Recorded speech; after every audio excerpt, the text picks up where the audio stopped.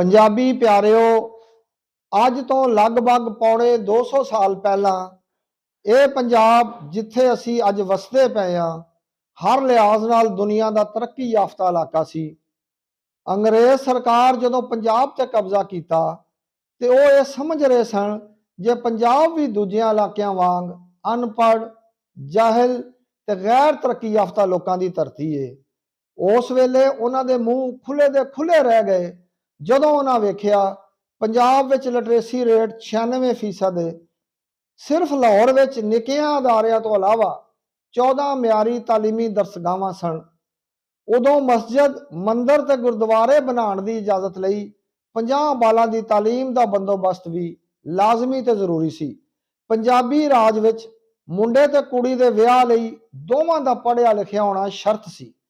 इस मकसद लई सरकार ने एक कायदा तरतीब दिता सी। पंजाब दुनिया का वह खिता सी जिहदे विच धुप घड़ियां लगियां हुई सन। अंबरसर विच रात नूं भी वेला दसण वाली घड़ी लगी हुई सी। उदों पंजाब मुआशी तौर पर इंग्लिस्तान तो अगे सी। रुपए की कदर पाउंड तो ज्यादा सी। पंजाब अपनी जरूरत तो ज्यादा अनाज उगांदा सी। इत्थे दे लोकी इन्ने खुशहाल सन, तुहानूं मजदूरी वाला बंदा मिलना बहुत मुश्किल सी। जसूसी तो फौज का महकमा बहुत मुनज़म सी।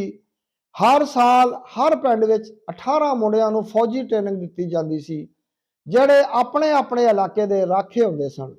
लाहौर दरबार के फैसले नूं भी चैलेंज कर सकते सन। उस दौर के पंजाब ते अज दे पंजाब का टकरावा तोल करिए तो सानू अज पंजाब, पंजाबी ते पंजाबीयत लई फिरके, बरादरी ते सियासी नज़रियात तो उत्ते उठ के पंजाबी कौम परस्त बनना पवेगा। जीवे पंजाब।